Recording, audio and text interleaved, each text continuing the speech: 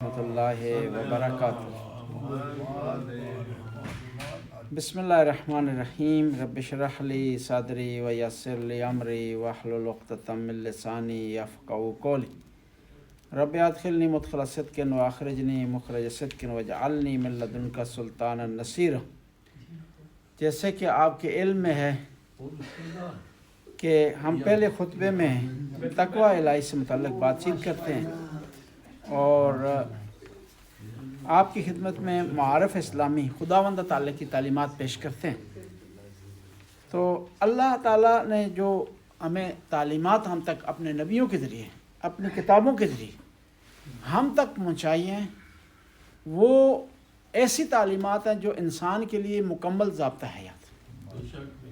اسی بنیاد پر ایک سوال پیدا ہوتا ہے کہ یہ انسان جس کی مختلف رنگ ہیں، مختلف زبانیں ہیں، مختلف نسلیں ہیں، مختلف علاقے ہیں، اس کو خدا نے کس لیے پیدا کیا؟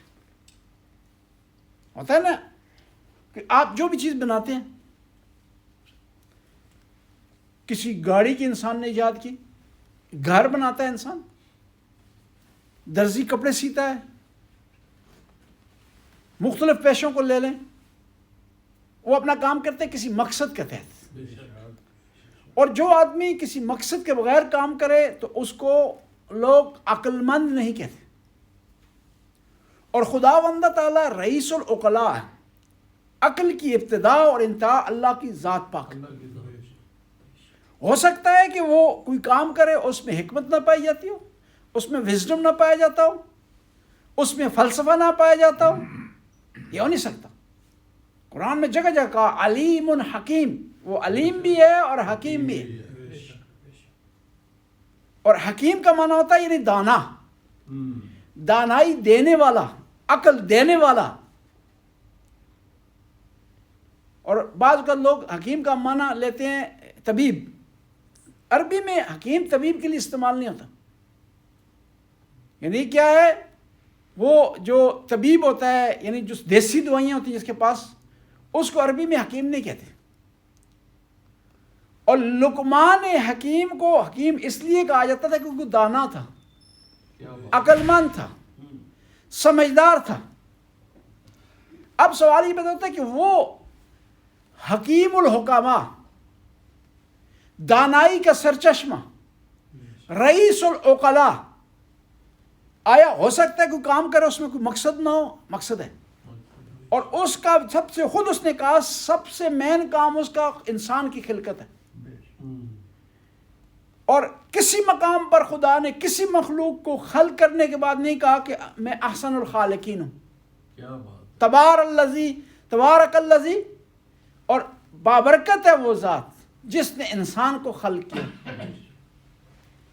جب انسان کو خلق کر چکا تو اس نے کہا کہ میں کیا ہوں؟ بہترین خلق کرنے والا ہوں۔ اور اتنی بہترین خلقت ہو سکتا ہے کہ بغیر مقصد کیوں؟ اب سوال یہ پیدا تھا کہ خدا کو انسان نے کس لیے خلق کیا؟ تاکہ وہ اپنی ڈیوٹی انجام دے۔ ہوتا ہے نا، ہر آدمی ایک کام پر مامور ہوتا، اس کی ایک ڈیوٹی ہے۔ میں یہاں آپ کی خدمت میں میری ایک ڈیوٹی ہے، راجہ صاحب کی ایک ڈیوٹی ہے، اور دوسرے عہدیدار ان کی ایک ڈیوٹی ہے۔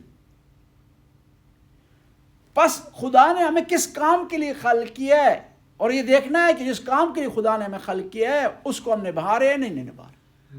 کیا بات ہے! اس میں ہر اپنے آدمی نے اپنی رائے دی ہے۔ فلاسفہ نے اپنی رائے دی ہے کہ انسان کیوں خلق ہوا ہے، محدثین نے اپنی رائے دی ہے، فقہاء نے اپنی رائے دی ہے۔ سب کو ایک طرف رکھے، خود قرآن کیا کہہ رہا ہے کہ انسان کو کس لیے خلق کیا ہے؟ ما خلقت الجن والانس الا لیعبدون، میں نے جنوں انسانوں کو خلق نہیں کیا مگر اس لیے کہ میری عبادت کریں۔ انسان کی تخلیق کا مقصد عبادت ہے خدا کی۔ سوال یہ ہو سکتا ہے جب خلقت کا مقصد عبادت ہے تو ہم تو صرف 5 وقت نماز پڑھتے ہیں، اور ہر نماز میں اگر 5 منٹ بھی آپ لگا لیں، 5 25 کتنے ہوتے ہیں جی؟ 5 کتنے ہوتے؟ 5 ضرب 5 25، آدھا گھنٹہ لگا لیں۔ یعنی خدا نے کہا کہ میں نے انسان کو پیدا کی ہے عبادت کے لیے اور عبادت اس کی 24 گھنٹے میں صرف آدھا گھنٹہ ہوتی ہے، تو یہ تو مقصد نہ ہوا نا۔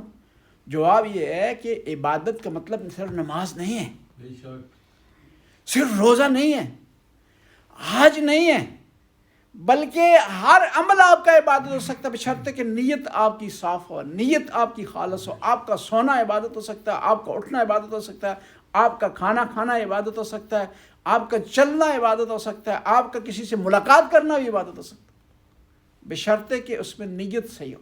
بے شک کھانا کھائیں اس نیت سے، میں کھانا کھاؤں گا اس لیے کھا رہا ہوں کہ مجھ میں طاقت آئے تاکہ میں خدا کی عبادت کر سکوں، تو یہ کھانا کھانا جو ہے وہ کیا ہے؟ ثواب ہے، عبادت ہے۔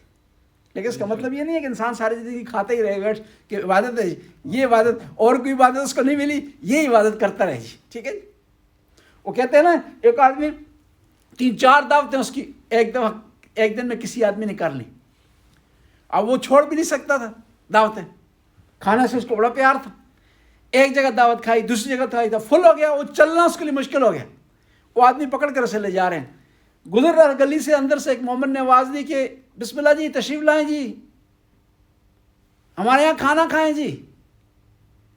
تو اس نے کہا جی میں آنا چاہتا ہوں، تو ساتھیوں نے کہا اب تم چل ہی نہیں سکتے ہو، جو ہے وہ اتنا تم نے کھانا کھایا، اب کیا؟ کہا نہیں مستحب ہے جی اور اتنا کھانا کھا لیا تھا، مستحب بھی نہیں کہہ سکتا تھا، مستحب کہہ رہا تھا وہ جی، کتنا وہ کھانا یہاں تک آ گیا۔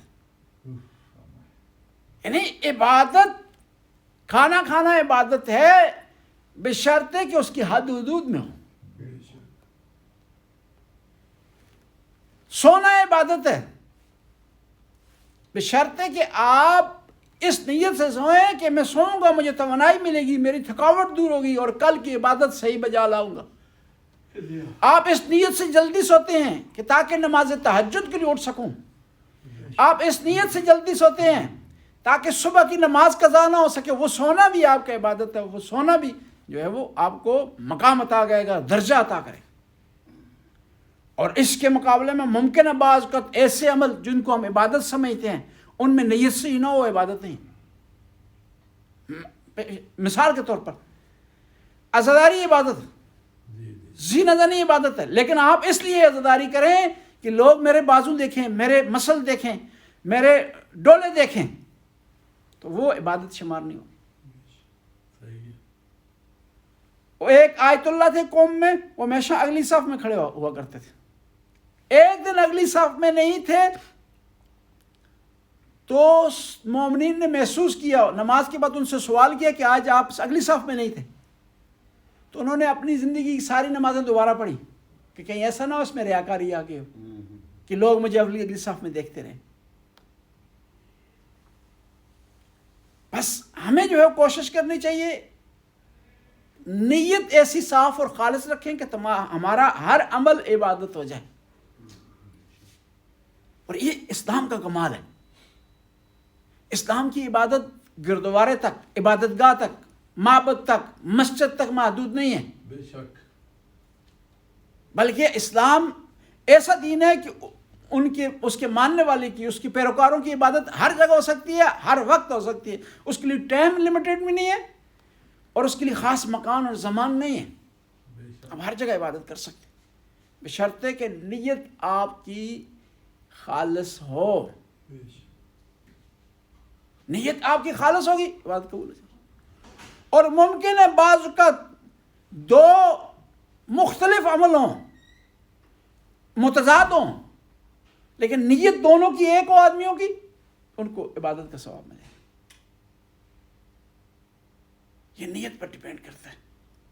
بس ہمیں جو ہے کوشش کرنی چاہیے نیت ہماری جو ہے خالص ہو تاکہ ہمارا عمل عبادت کی طرف آگے بڑھ سکے۔ تو آج کی اس خطبے کے لیے ایک امام رضا کی ایک حدیث کا انتخاب کیا ہے جو آپ کی خدمت میں پیش کر رہے ہیں۔ اللہم صلی علی محمد وعلی محمد۔ امام کے ایک صحابی ہیں شاہ عبدالعظیم حسنی، اور یہ ایسے صحابی ہیں کہ یہ چاروں اماموں کے اصحاب میں ان کا شمار ہوتا ہے۔ امام موسیٰ کاظم، امام رضا علیہ السلام، امام تقی علیہ السلام، امام نقی علیہ السلام، عبدالحظیم حسنی، اور یہ امام حسن کی اولاد میں سے۔ یہ وہ ہیں جنہوں نے اپنے عقائد پیش کیے تھے امام نقی علیہ السلام کے سامنے، تو امام نے ان کو گوشن کیا تھا ان کے عقائد کو۔ دیکھیں یہ ضروری ہوتا ہے کہ جب آپ دیکھیں نا آپ کے عقائد میں گڑبڑ ہو رہی ہے تو اپنی طرف سے کوئی فیصلہ نہ کریں، اس کو صحیح کرنے کے لیے کسی ملنگ کو نہ ڈھونڈیں، کسی نعت خان کو نہ ڈھونڈیں، بلکہ اس کو پیش کریں ایک مستند عالم دین کے سامنے کہ میرا یہ عقیدہ ہے ائمہ کے بارے میں، میرا عقیدہ ہے خدا کے بارے میں، میرا عقیدہ ہے قیامت کے بارے میں، یہ عقیدہ صحیح ہے صحیح نہیں ہے،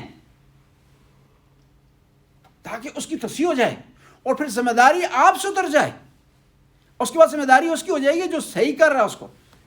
تو یہ عبدالعظیم حسنی ہے، ان کو خط لکھا ہے امام رضا علیہ السلام نے، اور خط میں پوری حدیث بیان کی ہے امام رضا نے۔ ابلغ انی اولیاء السلام، اے عبدالعظیم حسنی میری طرف سے میرے محبوں کو سلام پہنچا دو۔ دیکھیں آپ کتنے عظیم لوگ ہیں، آپ کو سلام دے رہے ہیں، کون؟ اہل بیت، امام رضا جیسی ہستی۔ وَقُلْ لَهُمْ، اور ان سے کہہ دو، ان لا یجعلوا للشیطان علی انفسکم سبیلا، کہ تم اپنے آپ کو اتنا مضبوط کرو کہ شیطان تمہیں نہ ورگلا سکے، شیطان کو کوئی راستہ نہ ملے تم تک پہنچنے کے لیے۔ اور یہ بھی یاد رکھیں کہ شیطان مختلف طریقے استعمال کرتا ہے، ہر جگہ وہ شراب لے کر نہیں جاتا، اس کو پتہ ہے کہ شراب توڑ دی جائے گی اس کی بوتل، وہ بعض کا دیکھتا ہے مسجد میں مومن ہے، اب ان کے سامنے شراب تو پیش نہیں کی جا سکتی، ان کو کسی کو قتل پر تو نہیں اکسایا جا سکتا، تو کیا ہے؟ تکبر کو لے آئے گا، غیبت کو لے آئے گا، گھمنڈ کو لے آئے گا۔ ایک مولانا کو دیکھا ہے کہ آپ دیکھا ہے یہ مولانا لباس سے پہنا ہوا، امامہ سے پہنا ہوا، اس سے ممکن ہے بعض کام شیطان نہیں کروا سکتا، تو کیا کہے گا اس کو؟ کہے گا تم اتنی پیاری مجلس پڑھتے ہو، اتنی تمہاری آواز اچھی ہے، اتنے تم پہنچے ہوئے، تو تم تو ڈیمانڈ کر سکتے ہو نا، کہو 5000 فیس بڑھا دو۔ یہ چھوڑو، نعوذ باللہ، یہ مجلسیں بھی چلتی رہیں گی، امام بارگاہ بھی رہیں گی، ذکر بھی رہے گا، تم اپنا کیوں کر رہے ہو، نقصان کر رہے ہو جی؟ جس طرح وہ اس نے کیا تھا نا قاضی شریح نے، قاضی شریح کو یزید ملعون نے بھیجا تحفہ، اشرفیوں کا تھیلا، پیسوں کا تھیلا، سونے سے بھرا ہوا تھیلا، اور کہا کہ تو فتویٰ دے۔ اس نے واپس کر دیا، اور نعوذ باللہ نواس رسول جنت کے جوانوں کے سردار میں فتویٰ دوں؟ نہیں ہو سکتا۔ پھر دوبارہ تھیلا اس نے بھیجا، کہا کہ تو نے کیا کرنا ہے کہ یہ تو فتویٰ دے یا نہ دے، لیکن یہ میری ریکویسٹ ہے کہ اس تھیلے کو ایک رات صرف اپنے پاس رکھے، فوراً واپس نہ کر۔ اس نے کہا یہ مسئلہ نہیں، یہ تو کر لیتے، اس پہ کون سا خرچہ چلتا ہے۔ تھیلا اس کے سامنے، رات ساری سوچتا رہا کہ تھیلا یہ پیسے بڑے ہیں، مال آنے جانے والی چیز ہے، چلا جائے گا پھر دوبارہ ہاتھ نہیں آئے گا۔ آخر میں کہنے لگا کہ میں فتویٰ دوں یا نہ دوں، یزید نے اپنا کام کرنا ہے، میں اپنے پیسے ضائع کیوں کروں۔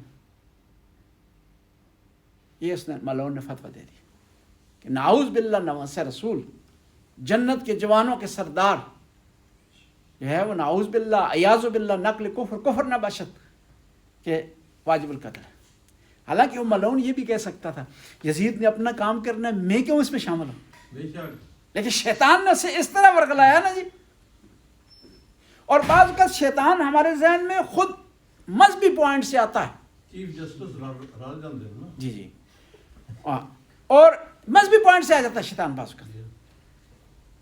وہ کہتے ہیں نا ایک آدمی تھا، وہ روزانہ نماز تہجد پڑھتا تھا، تو ایک دن وہ نماز تہجد کے لیے نہیں اٹھ سکا، تو شیطان اس کی خواب میں آ گیا اس کو جگانے کے لیے، اٹھو اٹھو نماز کا ٹائم جو ہے وہ جا رہا ہے۔ اس نے کہا تم اور نماز تہجد کا تذکرہ، شیطان کو کہا، اس نے کہا تم بھی عجیب لوگ ہو، تمہارے اچھائی میں بھی بات کی جائے پھر بھی تم جو ہے ہمارے خلاف ہوتے ہو۔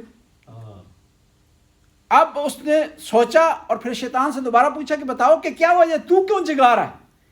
کہا وجہ یہ ہے کہ تو جو نماز تہجد پڑھ رہا تھا روزانہ، اور جس کی وجہ سے تو مغرور ہو گیا تھا، آج تیری رہ گئی جاتی تو تیرا غرور باقی نہ رہتا، تکبر تیرا باقی نہ رہتا۔ میں چاہتا تھا وہ تکبر تیرا باقی رہے، اس لیے تجھے اٹھایا ہے نہ یہ کہ تجھے نمازی بنانا چاہتا ہوں، تجھے جو ہے وہ میں بڑا پارسا بنانا چاہتا ہوں، بڑا متقی تجھے نہیں بنانا چاہتا.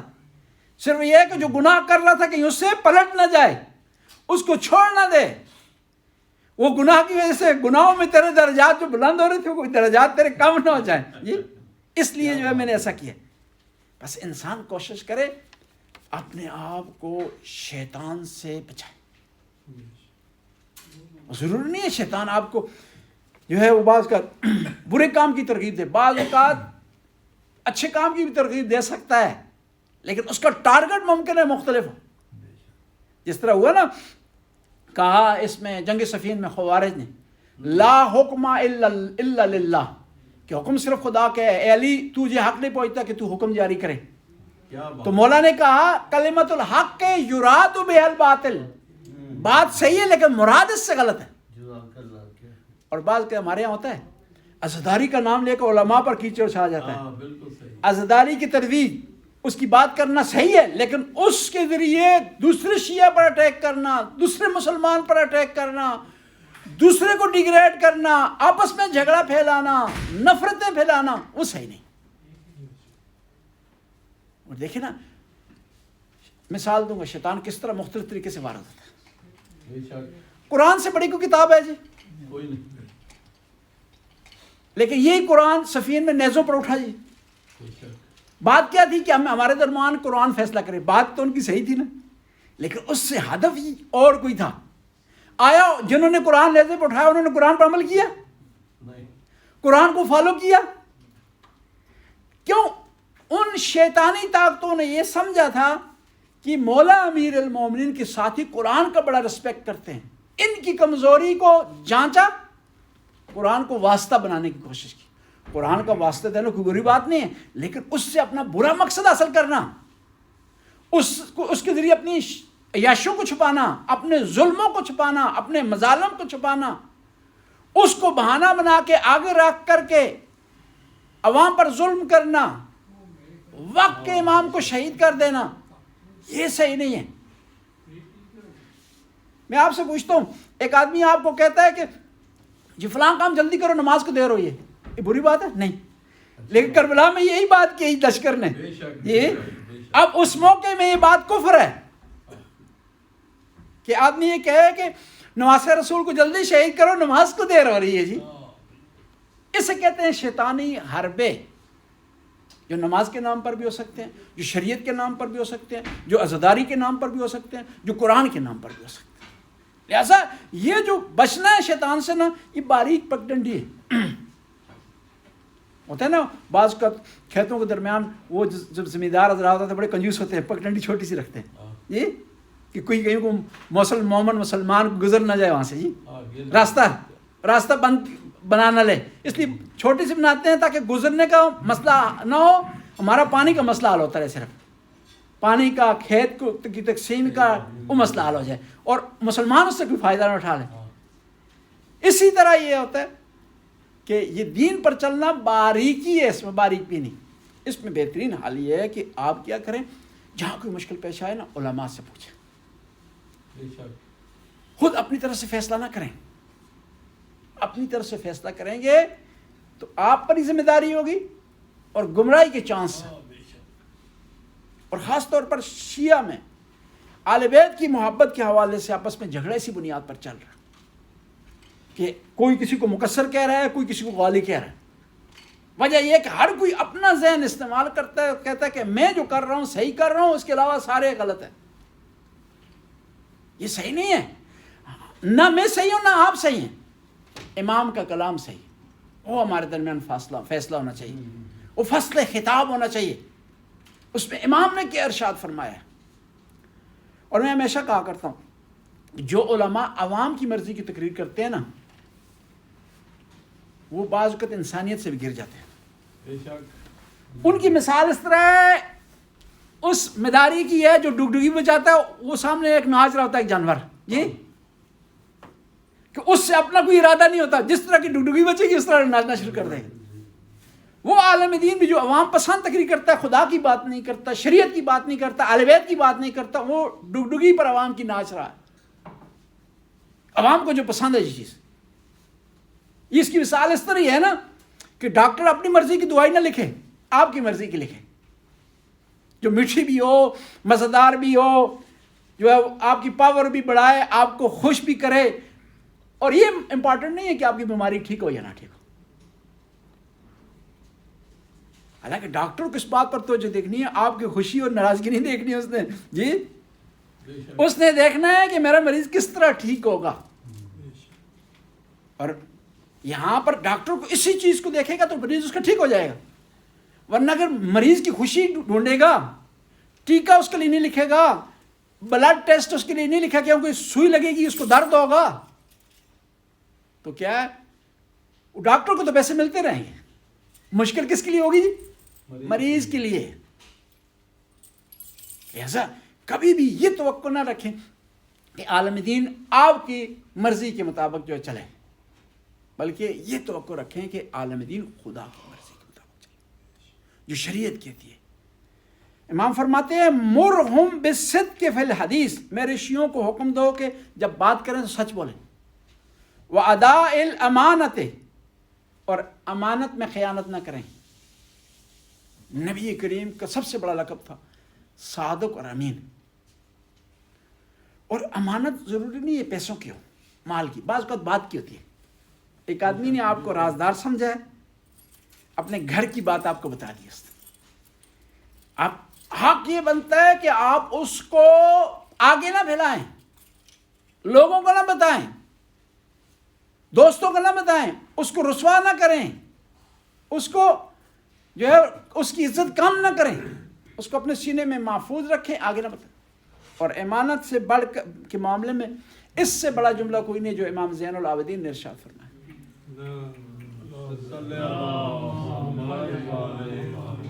لو اہتمنا قاتل ابی علی سیف الذی قتل بہ لرددت علیہ، اگر میرے بابا حسین کا قاتل شمر میرے پاس وہ خنجر لا کر امانت رکھے جس کے ذریعے اس نے میرے بابا کو شہید کیا، تو اس کی امانت میں کمی بیشی نہیں کروں گا، میں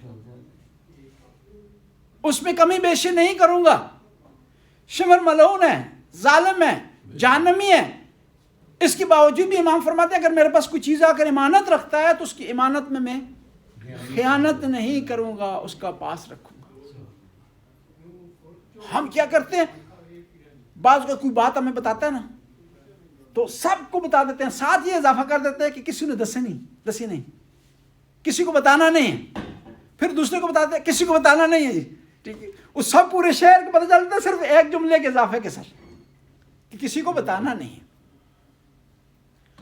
اور ہمیشہ یاد رکھیں نا، کسی کی عزت آپ اچھال رہے ہیں نا، وہاں سوچیں نا دوسرے اپنے آپ اس کی جگہ رکھیں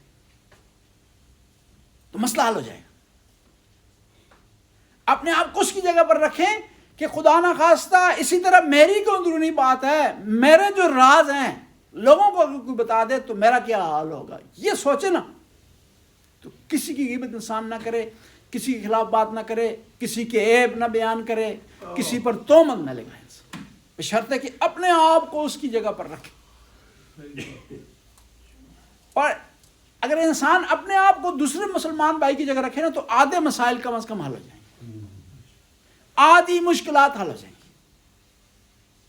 ایک آدمی غصے میں بات کر رہے ہیں نا کسی وجہ سے تو فوراً کرٹیسائز نہ کریں، اپنے آپ کو اس کی پوزیشن میں رکھیں جو حالات، جس حالات سے وہ گزرا ہے، جس مشکلات سے وہ گزرا ہے، جتنی سختی اور اس نے برداشت کی، اگر میں بھی اس کی جگہ ہوتا تو میری پوزیشن بھی ایسی ہوتی. لہذا اس بندے کو حق ہے کہ 5 منٹ 10 منٹ غصہ کر رہا ہے. ہم کیوں؟ ہم خود خواہ ہیں، صرف اپنے آپ کو دیکھتے ہیں، کسی کا نہیں سوچتے، اور صرف سوچتے ہیں کہ ہمارا ہی نفع ہو، ہمارا ہی فائدہ ہو، ہماری عزت ہو، ہماری رسپیکٹ ہو، ہمارا احترام ہو. صرف یہ تب حاصل ہوگا کہ جب دوسرے کا آپ احترام کریں گے، دوسرے کی عزت کریں گے، دوسرے کا خیال رکھیں گے. اس لیے کہا جاتا ہے نا کسی کی عزت کرنا گویا اپنی عزت کرنا ہے. وَمُرْهُمْ بِالسُّكُوتِ وَتَرْكَ الْجِدَالِ فِي مَا لَا يَعْنِيهِمْ، اور مومنوں کو یہ حکم دو اے عبدالعظیم حسنی کہ جہاں پر بات کرنے کا فائدہ نہ ہو نا تو وہاں ساکت رہیں، خاموش رہیں. بعض کا چیز ہم سے متعلق ہی نہیں ہوتی، ہمارا اس کو کوئی لین دین نہیں ہوتا، اندر میں آنے بول پڑتے. اور بعض کا ہم جاتے ہیں مختلف ممالک میں، کوئی مومن ہم سے سوال کر لیتے، ایک ساتھ بیٹھ جاتا ہے، وہ جواب دینا شروع کر دیتے، جی وہ جواب دینا شروع کرتے. بھائی تو پہلے سے یہی تھا، تو اس سے اگر پوچھنا ہوتا تو یہ تو اس سے پہلے پوچھ لیتے، اور تو اس سے اگر پوچھنا ہی ہے تو مولانا بیچارے کو کس لیے بلایا ہے، تو ہی جواب دے. جہاں ہمارا جو ہے وہ کوئی مقصد نہ ہونا تو ہمیں چاہیے وہاں خاموش رہیں. وَإِقْبَالِ بَعْضُهُمْ عَلَى بَعْضٍ، مومنوں کو چاہیے ایک دوسرے سے پیار و محبت کریں. وَالْمُزَاوَرَةُ، اور مومنوں کو چاہیے ایک دوسرے کی زیارت کریں. فَإِنَّ ذَلِكَ قُرْبَةٌ إِلَيَّ، مومنوں میں سے جو مومن دوسرے مومن سے پیار کرے گا، محبت کرے گا، یہ امام فرماتے ہیں میرے قرب کا سبب بنے گا. وہ آدمی میرے نزدیک ہو جائے گا جو دوسرے مومن سے پیار کرے گا. وَلَا يَشْغُلُ أَنفُسَهُمْ بِالتَّمْزِيقِ بَعْضُهُمْ بَعْضًا، تمہیں حق نہیں پہنچتا کہ ایک دوسرے کو خراب کرنے میں تل جاؤ. تمزیق کا معنی رگڑنا، یعنی ایک دوسرے کی عزت کی پامالی کرنا، اس کی عزت کو اچھالنا، یہ جائز نہیں ہے تمہارے لیے. فَإِنِّي عَلَيْتُ عَلَى نَفْسِي، مجھے اپنے نفس کی قسم. کون فرماتے ہیں؟ امام رضا. إِنَّهُ مَنْ فَعَلَ ذَلِكَ، جو آدمی ایسا کرے گا دوسرے مومن کی بے عزتی کرے گا. وَأَسْخَطَ وَلِيًّا مِنْ أَوْلِيَائِي، ہمارے محبوں میں سے کسی ایک کو ناراض کرے گا. دعوت اللہ، میں اللہ کی بارگاہ میں اس کے لیے بدعا کروں گا. لِيُعَذَّبَهُ فِي الدُّنْيَا أَشَدَّ الْعَذَابِ، میں رضا، امام رضا فرماتے ہیں جیسے کہ آپ کے علم میں دوسرے خطبے میں ہم مناسبت سے متعلق بات چیت کرتے ہیں، تو سفر کے مہینے کی جو مناسبتیں گزشتہ جمعہ میں بیان کی اس کو ہم آگے بڑھاتے ہیں. 2 صفر کو ابن سینا کی ولادت ہوئی ہے، 370 جو ہے وہ قمری ہجری کو. ابن سینا ایرانی تھے، بہت بڑے عظیم سائنسدان تھے، فلاسفر تھے. ان کی کئی موضوعات پر کتابیں موجود ہیں، اور اتنے ذہین اور فتین تھے کہ آج تک ان کے مقابلے کا کوئی آدمی اس دنیا میں نہیں آیا. اور اتنی ذہانت جب انہوں نے دکھائی تو ان کا شاگرد انہیں کہنے لگا کہ آپ اتنے ذہین ہیں، اتنے لائق ہیں، آپ اعلان نبوت کیوں نہیں کرتے؟ یہ شاگرد تھا سادہ. اس نے کہا ابن سینا کو اس کا کل کو جواب دوں گا، تجھے صبح جواب دوں گا اس کا. اور بعض کا سوال کا جواب میں آپ زبانی دے دیں، لوگ نہیں سمجھتے. جب تک موقع پر نہ دیں اور مناسبت سے نہ دیں اور ایک خاص ٹائم پر نہ دیں اور عملی جواب نہ دیں. ہوا اس طرح کہ صبح نماز کا ٹائم ہوا، سخت سردی تھی. شاگرد کو انہوں نے ہلایا، اٹھو نماز کے لیے، اٹھو نماز کے لیے، نہیں اٹھا. اور اسی وقت جو ہے وہ ایک مؤذن گیا چبوترے پر، سردی میں ٹھنڈے پانی کا وضو کیا اس نے، اور اس نے اذان دی. وہ پہلے تو وہ کہہ رہے تھے اٹھو نماز کے لیے، نہیں اٹھ رہا تھا. پھر اس نے کہا کہ جواب سننے کے لیے اٹھو. ابن سینا وہ اٹھا، شاگرد کے ابھی مجھے استاد جواب دے رہا ہے. انہوں نے کہا جواب تیرا یہ ہے کہ نبی تو اسے کہتے ہیں کہ 1400 سال پہلے اس نے کہا تھا کہ صبح اٹھا کرو، اذان دیا کرو، تو لوگ آج تک مان رہے ہیں.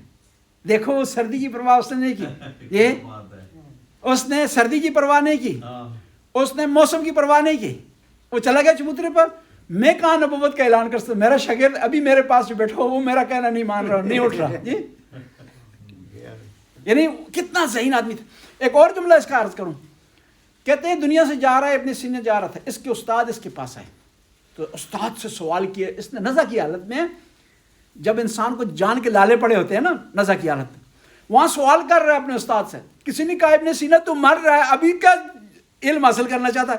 کہا نہیں، میں چاہتا ہوں اس دنیا سے بھی جاؤں تو علم حاصل کرتا ہو جاؤں. کیا بات، پیغمبر کی حدیث ہے نا، اطلب العلم من المہد الی اللحد، کہ علم حاصل کرو ماں کی آغوش سے قبر تک.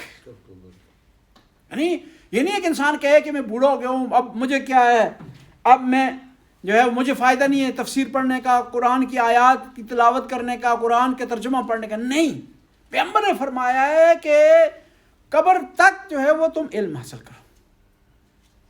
اور قبر میں جو سب سے پہلے سوال ہوں گے وہ بھی علم سے متعلق ہوں گے. من ربک کا، من امامک کا، من دینک کا، ما قبلتک، علم ہے نا جی، بے شک لیکن وہاں یہ علم اس کو آئے گا جس نے عمل کیا ہوگا. یعنی علم کافی نہیں ہے کہ اس آدمی کو پتا ہو کہ جو ہے وہ اس نے رٹا لگایا ہوا کہ بھائی اللہ جل جلالہ ربی، بس اس کا مسئلہ حل ہو جائے گا. وہ ایک آدمی کہنے لگا کہ بھائی جو ہے یہ آپ علماء کہتے ہیں کہ قبر میں سوال ہوں گے کہ تیرا امام کون ہے، تیرا دین کیا ہے، تیرا پروردگار کون ہے، تو آسان کام ہے کفن میں لکھ کر یہ سوال اور جواب دونوں کفن میں رکھتے ہیں. تو فرشتہ جب فرشتے آئے منکر و نکیر تو یہ بھی نکالتا ہوا نقل وہاں لگا اور جواب دیتا تھا فر. نہیں، اس سے مسئلہ حل ہونے والا نہیں ہے. وہاں وہ جواب دے گا کہ اللہ جل جلالہ ربی، جس نے اللہ کی توحید کا اقرار کیا ہوگا اور اس کے لیے عبادت کی ہوگی. وہاں وہ آدمی جواب دے سکے گا کہ میرا امام امیر المومنین ہے، علی ابن ابی طالب ہیں، اور حسن میرے امام ہے، حسین میرے امام ہے، صلوات اللہ علیہم اجمعین. بے شک وہ جواب دے سکے گا جس نے امام کی اطاعت کی ہوگی، امام سے محبت کا اظہار کیا ہوگا. بس میں عرض کر رہا تھا ابن سینا وہ عظیم آدمی تھا، سائنسدان اور فلاسفر جو اس دنیا سے گزرا ہے. اس نے ہمارے لیے کچھ آثار چھوڑے. 2 صفر کو یا 3 صفر کو وفات ہوئی ہے حاکم نشاپوری کی، 405 ہجری قمری کو نشاپور میں. اب حاکم نشاپوری کون ہے؟ اس کے سب سے بہترین آثار میں سے اس کی ایک کتاب ہے مستدرک علی الصحیحین. اس نے ایک کتاب لکھی ہے جو مسلم اور بخاری کی مستدرک ہے، یعنی ایسی حدیثیں جو مسلم اور بخاری میں آنی چاہیے تھیں ان کا تدارک کی ہے اس نے اپنی کتاب. کیوں؟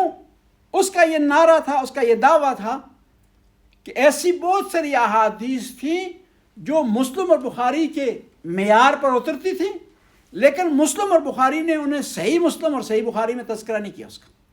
اب مسلم اور بخاری کا کیا معیار تھا احادیث کو چننے کا؟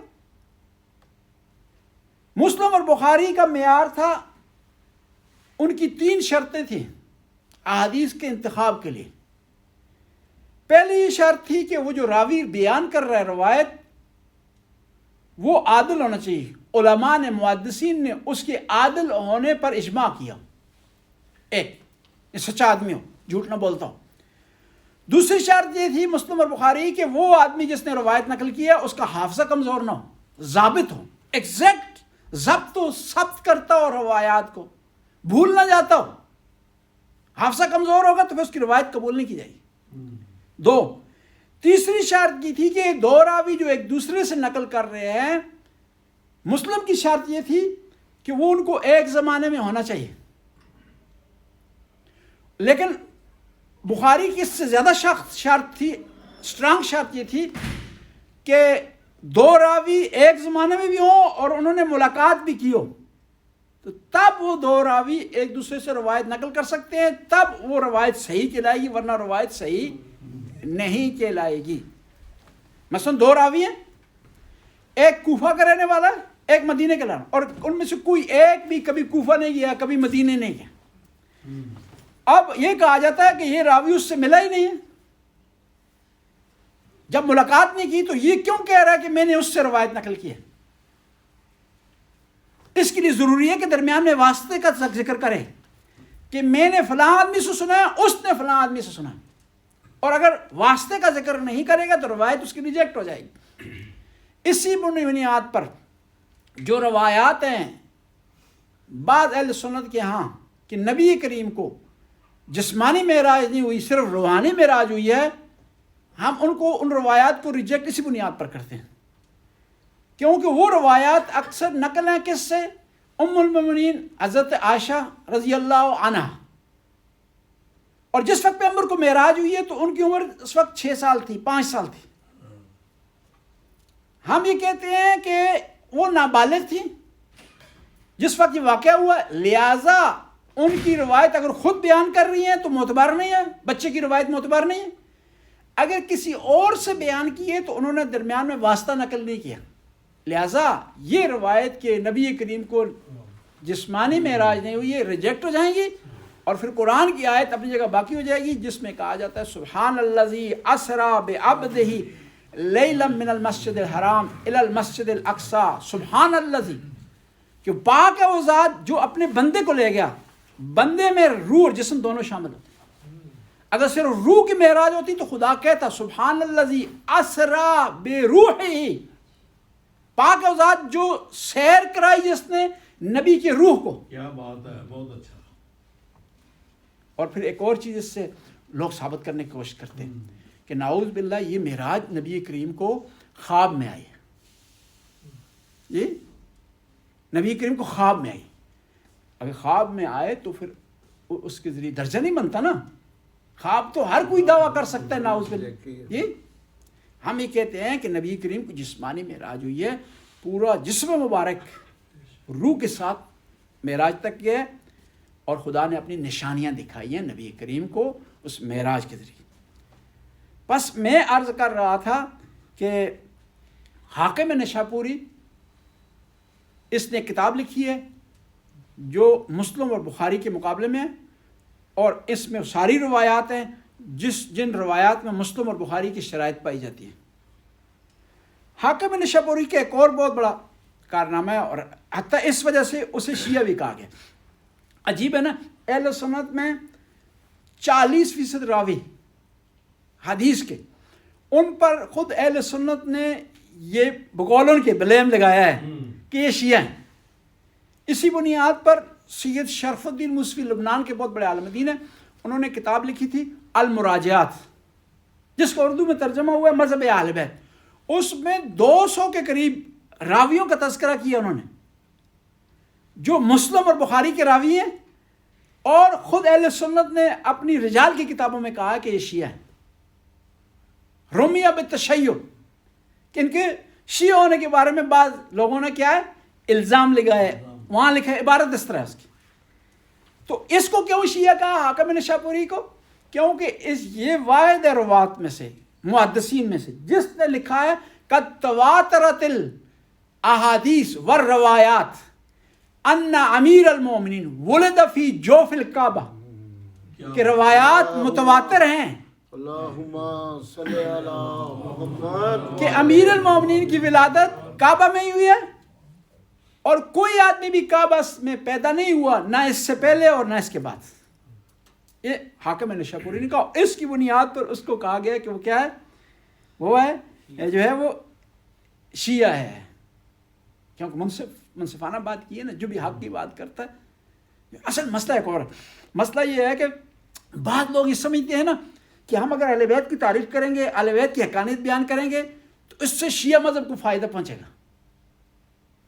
وہ زمانہ گزر گیا کہ حقیقت بیان کرنے سے اس مذہب کو فائدہ پہنچے یا اس مذہب کو فائدہ پہنچے. اب کھل کر حقیقت سامنے آ گئی ہے. یہ دیکھنا نہیں ہے کہ کس کو فائدہ کسی کو نقصان پہنچ رہا ہے، بلکہ میں کہوں گا یہ جو لوگ کہتے ہیں نا کہ اگر ہم اہل بیت کے فضائل بیان کریں گے اس کے شیعوں کو فائدہ، نہیں، شیعوں کو نہیں فائدہ. اس کا فائدہ بیان کرنے والے کو، خود بیان کرنے والے کو پہنچے.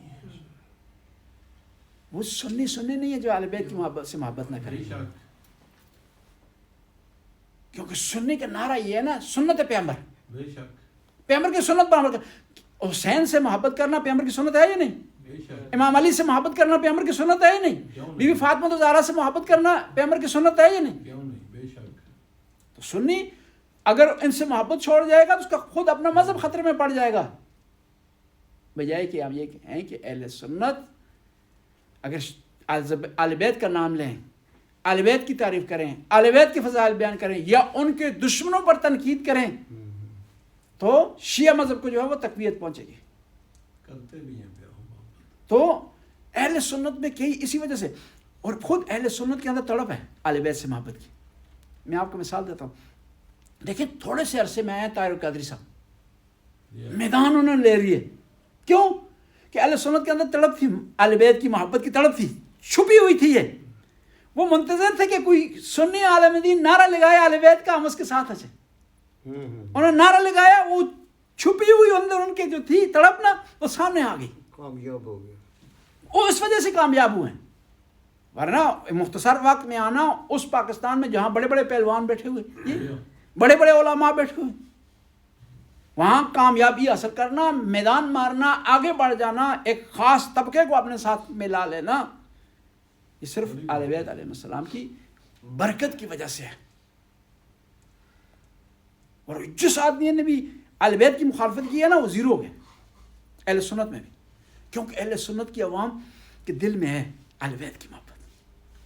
ٹی وی پر بعض کو آتا ہے کہ پوچھتے ہیں جی اہل سنت سے بیٹی کا نام زینب کیوں رکھا؟ کہا اس لیے رکھا ہوا کہ اہل بیت سے محبت کرتے ہیں۔ بے شک۔